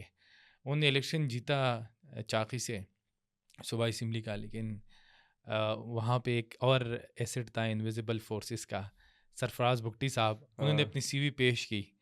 انفارچونیٹلی وہ پیپلز پارٹی میں آئے. پیپلز پارٹی بھی بہت حد تک اب کمپرومائز ہو چکے، انہیں پتہ ہے کہ اقتدار کے راہداریوں تک پہنچنے کے لیے کیا کتنی بار سر جھکانا پڑتا ہے اور کتنے پاپڑ بیلنے پڑتے ہیں. تو سرفراز بگٹی صاحب جو ہے وہ وزیر اعلیٰ جو کچھ مہینے پہلے پیپلز پارٹی میں شامل ہوئے تھے، وہ وزیر اعلیٰ بلوچستان لگ گئے. پارٹی تو ویسے بھی الیکشن سے کتنے دن پہلے بنی تھی 2018 میں؟ 10 دن پہلے، 1 مہینہ میکسیمم پہلے بنی تھی. 1 مہینے پارٹی بنی اور 1 مہینے بعد ان کی حکومت آ گئی. تو سر یہ مجھے بتائیں کہ جب ابھی جو لنگڑی حکومت بنی ہے، ابھی والی لنگڑی اندھی و زرداری صاحب نے کہا تھا نا 2018 میں جب پی ٹی آئی کی حکومت بنی، انہوں نے کہا تو خود لنگڑی حکومتیں دیکھتے ہیں کتنا ٹائم چلتی ہے، تو یہ والی جو ہے کتنا ٹائم چلے گی اندازے کے مطابق؟ دیکھو میرے سامنے بھی یہ لوگ سوال کرتے ہیں، ٹی وی چینلز پہ بھی یہ سوال آتا ہے اور کہتے ہیں کہ یہ حکومت کتنی چلے گی. اور خان صاحب نے بھی اڈیالہ جیل سے پریڈکشن کیا کہ 6 مہینے بھی نہیں چلی ہے، لیکن خان صاحب کی کبھی کوئی پریڈکشن سچی ثابت نہیں ہوئی. پی ٹی آئی کے جو دوست ہیں میرے، یا جو ان کے سوشل میڈیا بریگیڈ ہے، کی بورڈ واریئرس، وہ بے شک گالیاں دے دے، لیکن خان صاحب کی کبھی پریڈکشن سچی ثابت نہیں ہوئی. تو یہ پریڈکشن بھی غلط ثابت ہے. میں نے شروع میں کہا اس پوڈ کاسٹ کے کہ بائی ڈیزائن سیاسی جماعتوں کو ایسا مینڈیٹ دیا گیا کہ کوئی بھی سیاسی جماعت جو ہے نا وہ انڈیپینڈنٹلی کوئی فارن پالیسی نہ تشکیل دے سکے. انڈیپینڈنٹلی وہ کوئی داخلی پالیسی نہ بنا سکے. تو اس وقت جو حکومت بنی ہے، اس very favourable government for the establishment of Pakistan, کہ وہ اتنی کمزور حکومت ہے کہ اگر ایم کو جس طرح 2018 میں 2022 میں اس کو اشارہ کیا گیا کہ خان صاحب کو مزید سپورٹ نہیں کرنا، تو انہوں نے کہا بھائی ہم ضمیر کے مطابق فیصلہ کریں گے، انہیں ہاتھ کھڑے کیے. اور پھر عمران خان صاحب کی حکومت دڑام سے گر گئی عدم اعتماد کے ذریعے. تو ابھی بھی اگر وہ ایم کو کہہ دے کہ بھائی صاحب آپ سائڈ پہ ہو جائے شہباز صاحب سے، تو وہ سائڈ پہ ہو جائے گی. لیکن کیونکہ نواز شریف نہیں ہے، شہباز شریف صاحب ہے، تو نواز شریف صاحب میں ایگو کا مسئلہ بہت زیادہ ہے. وہ خود کو سویلین وزیر اعظم سمجھتے ہیں نا. پھر انہوں نے 3 بار کیک آؤٹ کیا کہ ہم آپ کو اب کے اوقات دکھاتے ہیں. پھر اس نے جی ٹی روڈ پہ کیمپین کی کہ ووٹ کو عزت دو، لیکن پھر وہ اپنے بیٹی کے لیے انہوں نے کمپرومائز کیا. بیٹی چونکہ وزیر اعلیٰ بن رہی تھی، تو چونکہ شہباز شریف صاحب ہے اور وہ نہ نہیں کرتے، وہ کہتے تسی حاضر ہے، بس آپ حکم کریں میں حاضر ہوں.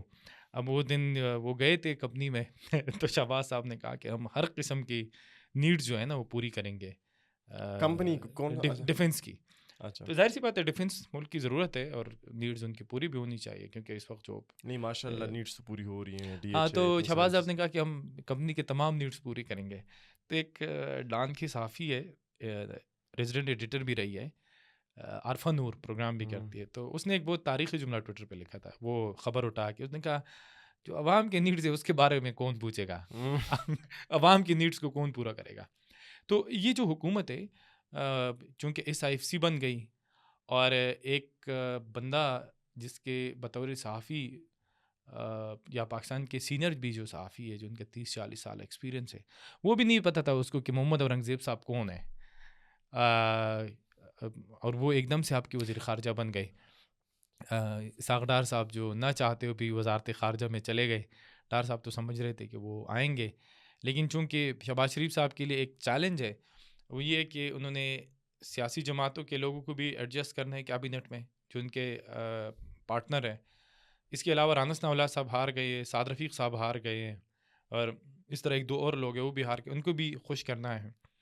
اور پھر تیسری چیز جو ہے نا وہ assets of the invisible forces جو اصطلاح ہے، وہ بھی محسن نقوی صاحب کا نام نہیں تھا، وزیر اعلیٰ پنجاب سے وزیر داخلہ لگ گئے، نہ اس نے کوئی الیکشن جیتا ہے نہ کوئی.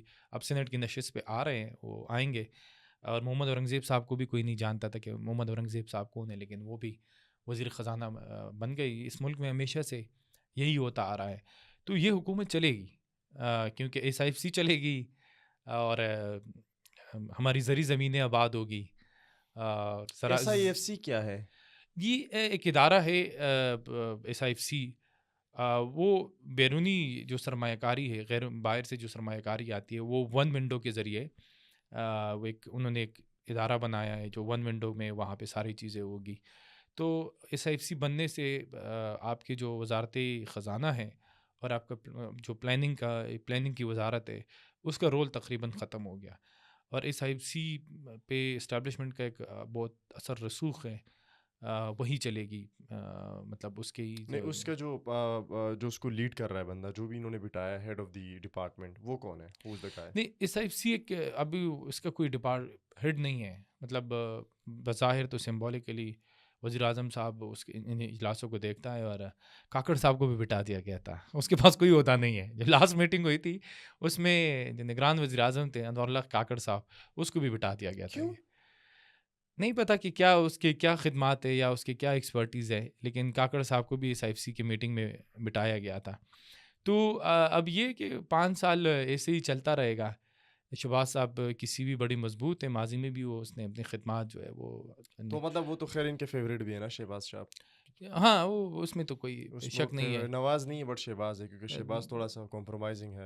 ہاں، اس میں کوئی شک نہیں ہے. تو اب یہ سسٹم جو ہے وہ چلتا رہے گا. نائس.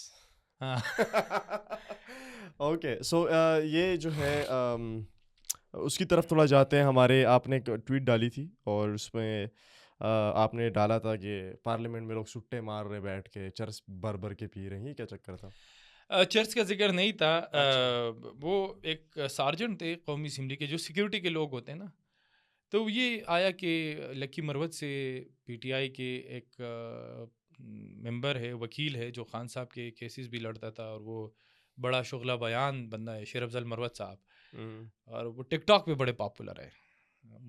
باقی کہی ہے اس کے وکالت میں اتنی کنٹریبیوشن ہے یا نہیں ہے, یا بطور ممبر قومی اسمبلی وہ کتنا اچھا ثابت ہو سکتا ہے, لیکن ٹک ٹاک پہ بڑے ان کے فالوور ہیں. تو ووٹ تو ایسے ہی ملتا ہے سر. ٹک ٹاک پہ آپ نے ایک سلومو لگایا, اس کے پیچھے ایک ٹینس میوزک لگایا, تھوڑی واک کیا آپ نے, اور آپ کے ساتھ 4-5 لوگ آ رہے ہیں, اور آپ کے پیچھے ایک V8 آ رہی ہے, اور آپ نے بس یہ چلانا ہے ٹک ٹاک پہ, مہینے تک آپ کا 10-20 ہزار ووٹ پکا ہے. غیر سنجیدگی کا یہی عالم ہے پاکستان میں. تو وہ اچھا یہ ہوا کہ سارجن صاحب نے شکایت کی کہ شیر افضل مروت صاحب نا, یہ پاکستان کی, جہاں تک وہ سارجن صاحب کہہ رہے تھے کہ 22 سال سے میں قومی اسمبلی میں ہوں, لیکن آج تک کسی نے پارلیمنٹ کے اندر ایوان میں بیٹھ کے سگریٹ نہیں پی, اور شیر افضل مروت صاحب نے نا اس دن سگریٹ لگائی اور وہ سٹے لے رہا تھا. خیر وہ بات قومی اسمبلی کے جو اسپیکر ہے ایاز صادق صاحب, اس کے علم میں آئی, اور انہوں نے 2:30 سے ہی اناؤنس کیا کہ پارلیمان کے کوئی ایتھکس ہوتے, اور اس دن نا وہ ایک ممبر جو ہے وہ سگریٹ پی رہے تھے. وہ پھر یہ ہوا کہ شیر افضل مروت صاحب باہر آئے, اور انہوں نے کہا کہ میڈیا ٹاک کی, اور کہا کہ اگر یہ مجھ پہ ثابت ہوا, میں اسپیکر ایاز صادق صاحب کو چیلنج دیتا ہوں, اگر مجھ پہ یہ ثابت ہوا تو جو چور کی سزا ہے وہ میری سزا ہے. تو اس نے اسپیکر کو چیلنج کیا ہے کہ آپ CCTV فوٹیجز نکال لیں اور آپ چیک کریں کہ میں نے کہا سگریٹ پی ہے. تو اب یہ معاملہ اب دیکھا جائے گا. کہ تو مجھے ایک چیز سمجھ نہیں آتی کہ PTI میں بہت پرانے لوگ بھی ہیں نا. ابھی اگر ہم دیکھیں مراد سعید کافی ٹائم سے PTI کے ساتھ, اس طرح خیبر پختونخوا سے بھی بڑے لوگ ہیں, پنجاب سے بھی بڑے لوگ ہیں, وہ لوگ ابھی نظر نہیں آتے اسکرین پہ. اینڈ اب ہم جو ابھی ایک نئی لاٹ دیکھ رہے ہیں وہ لوگ ہیں جو میں کہوں کہ 2022 سے پہلے کوئی ان کو جانتا بھی نہیں تھا. 2023 سے پہلے ہم بیرسٹر گوہر ہو گئے, یا پھر آپ کا شیر افضل مروت ہو گیا, یہ والے لوگ. تو یہ دور سے ایسے نہیں لگتا کہ PTI کو ہائیجیٹ کیا گیا ہے, یا PTI کو ڈکٹیٹ کیا جاتا ہے کہیں سے, بیکاز دیز پیپل آر دیکھو لیسر نون دین ادرس. دیکھیے PTI میں اس وقت چیلنجز ہے, اور اسد قیصر صاحب کا اور اس کا بیرسٹر گوہر صاحب کے ایک تو میں بھی ہو گئی تھی ایک میٹنگ میں. اسد قیصر صاحب نے کہا کہ آپ کا کام خان صاحب کے کیسز لڑنا ہے, اور پارٹی کے قانونی معاملات جو ہے وہ آپ نے دیکھنے ہیں, آپ کا پارٹی کی سیاست سے کوئی تعلق نہیں ہے. لیکن ایک تو وہاں پہ فالٹ لائن ہے کہ وہاں پہ پولیٹیکل لیڈر جو ہے اسد قیصر, باقی جو PTI کے لیڈرز ہیں, اور جو وکلا ہے, ان کے درمیان ایک فالٹ لائن ہے. اور PTI کے جو پولیٹیکل لیڈرز ہیں وہ سمجھتے کہ وکیل جو ہے وہ کسی اور جگہ سے ڈائریکشن لے رہے اور وہ حاجے کر رہے ہیں. اب اس میں کیا حقیقت ہے یہ نہیں پتہ. 9 مئی کے بعد بہت سارے لوگ بھاگ گئے PTI سے, کیونکہ ایک بہت بڑا ایونٹ تھا. اس پہ بات ہو سکتی ہے کہ 9 مئی کیسے ہوا, یا اس میں PTI ملوث تھی, یا کیا ہوا, وہ ایک الگ ڈبیٹ ہے. لیکن سب سے بڑے جو اسٹالورٹ تھے پرویز خٹک صاحب, انہوں نے راستہ الگ کیا. شیخ رشید صاحب بھی تقریباً الگ ہو گئے.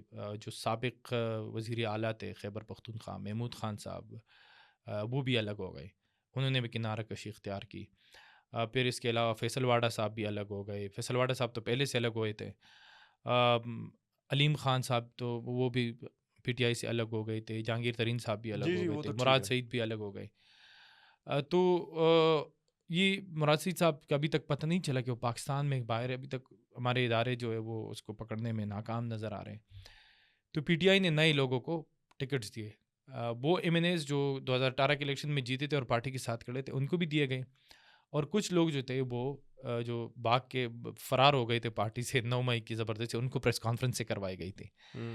تو انہوں نے الیکشن لڑا, اور انفارچونیٹلی وہ جو ہے وہ ایک نیچرل پروسیس سے یا پولیٹیکل نرسری سے نہیں گزرے کہ آپ اسٹوڈنٹ پالیٹکس کرتے ہو, پھر اسٹوڈنٹ پالیٹکس کے بعد آپ لوکل گورنمنٹ کے پالیٹکس کرتے ہو, پھر ایک گراس روٹ لیول سے ایک طریقے سے آپ اوپر آتے ہو. تو تب جب آپ ممبر منتخب ہوتے ہو قومی اسمبلی کے یا سینیٹر بنتے ہو, تو آپ میں کافی حد تک میچورٹی آ چکی ہوتی ہے, اور آپ جذباتی پن آپ کا ختم ہو چکا ہوتا ہے. لیکن بدقسمتی سے جو PTI کا موجودہ لاٹ ابھی آیا ہے, اور میں اس پہ کوئی ایزمپشن پہ بات نہیں کر رہا, لیکن میں نے جو پارلیمنٹ کے اندر دیکھا, جو وہ نعرے لگا رہے تھے, اور پارلیمنٹ کی جو بزنس ہے یا جو ہاؤس اسپیکر نہیں چلا پا رہے تھے, تو وہ لوگ جو تھے وہ کونسلر بننے کے لائق نہیں تھے. لیکن چونکہ میں نے پہلے بھی بات کی کہ پولیٹیکل لیڈرز کی غلطی تھی, اسٹیبلشمنٹ کی غلطی تھی کہ ایک ڈائنگ پروجیکٹ کو دوبارہ زندہ کیا گیا. تو اور لوگوں نے PDM کے 14-15 مہینوں کی تباہی بھی دیکھی. تو لوگوں نے جو عمران خان صاحب نے نیریٹو بنایا کہ ان کو امریکہ سے نے نکالا، جو سچا ثابت نہیں ہوا، لیکن چونکہ وہ اس کے ووٹر جو ہے وہ کلٹ ہے، اسے کیا ہو کہ پیر صاحب کہتے کہ دن کو اگر وہ رات کہے تو وہ مان لیتے، یا رات کو دن کہے تو وہ مان لیتے. تو وہ جو نئی لاٹ آئی ہے اس کو کوئی نہیں جانتا تھا، اور اسے یہ پتہ نہیں ہے کہ پارلیمان کتنا ایک جو ہے وہ ایک معتبر ادارہ ہے، اور پارلیمان کتنا اس کے احترام کیسے ہوتے ہیں، اس میں آپ تقریر کیسے کرتے ہیں، اس میں آپ کی ہاؤس کو میں آپ کے بیٹھنے کا انداز کیا ہوتا ہے، ایتھکس کیا ہوتے ہیں، وہ ان سے ناخبر ہے. اب اس میں بہت سارے ایسے لوگ ہیں جو دیگر پارٹیوں سے بھی گئے ہیں اور وہ پی ٹی آئی کا حصہ بن چکے، وہ بیچارے بھی پلے کارڈ اٹھا کے نا وہ نعرے لگاتے ہیں. تو میں نے ایک سے پوچھا کہ بھائی تو بڑا ایک سیاسی جماعت کے بڑے میچور بندے ہو، کیا کر رہے ہو؟ انہوں نے کہا کہ بھائی صاحب اگر میں نہیں کروں گا تو رات کو کی بورڈ واریر جو ہے نا وہ میرے خلاف کیمپین شروع کر دیں گے اور مجھے غدار. تو وہ سیٹیں برقرار رکھنے کے لیے، پارٹی سے سٹک رہنے کے لیے ان بیچاروں کو بھی وہ کرنا پڑتا ہے، لیکن وہ کر رہے بہتی گنگا میں اپنا وہ انہوں نے کرنا ہوگا منہ نکال. تو اب یہ کہ جو پارلیمان کے اندر بیٹھے ہیں بہت سارے، اس سے بھی انکار نہیں کیا جا سکتا. کچھ ایسے حقائق بھی آ رہے کہ نواز شریف صاحب مانسیرا سے ہار گئے اور لاہور سے بھی یاسمین راشدہ صاحبہ سے ہار رہے تھے اور ان کو پھر جتوایا گیا. اور یہ بھی کہا جا رہا ہے کہ ایاز صادق صاحب کو بھی جتوایا گیا. بہت سارے کیسز ہے الیکشن کے ریگنگ کے اوپر، بہت سارے سوالات ہیں، اور پی ٹی آئی جو کلیم کری اس میں کچھ نہ کچھ حقیقت ہے. لوگوں نے ایک مینڈیٹ ان کو دیا ہے، لیکن چونکہ ان کے پاس سمبل نہیں تھا تو ریزرٹ سیٹیں نہیں مل سکی، اور وہ جو چیلنج تھا وہ برقرار ہے. تو پی ٹی آئی اس وقت اپوزیشن کے طور پہ اپنا کردار ادا تو کر رہی ہے. فیوچر کیا لگتا ہے خان کا؟ خان آئے گا باہر نومبر 2025 تک مجھے نہیں لگتا کہ خان صاحب آئیں گے، اور اس کی وجہ یہ ہے کہ انہوں نے اسٹیبلشمنٹ سے جو لڑائی مول لی ہے، اور اسٹیبلشمنٹ چونکہ اس وقت there is another thing. Khan صاحب اسٹیبلشمنٹ کے خلاف ہیں یا خان صاحب اسی لیے خلاف ہیں کہ نہیں یار تھوڑا سا بیٹھ کے بات کرتے ہیں مجھے لے آؤ؟ دیر آر ٹو تھنگز نا، دو قسم کا خلاف ہونا ہوتا ہے. کون سے والے خلاف ہے؟ بالکل بائیکور خلاف ہے یا دیکھو خان صاحب کی فطرت یہی ہے کہ وہ نیوٹرل فوج بالکل نہیں چاہتے، نیوٹرل اسٹیبلشمنٹ بالکل نہیں چاہتے. وہ کہتے کہ اسٹیبلشمنٹ ہو نیوٹرل، مطلب ایک اسٹیبلشمنٹ ہو جو خان کے ساتھ کھڑے ہو، بس ان کو سپورٹ کرے. اور وہ بار بار اڈیالہ جیل میں کہہ رہے کہ کوئی بھی مجھ سے مذاکرات کرنے نہیں آ رہا، کوئی بھی مجھ سے بات کرنے نہیں آ رہا، میرے ساتھ کوئی بات نہیں کرتا.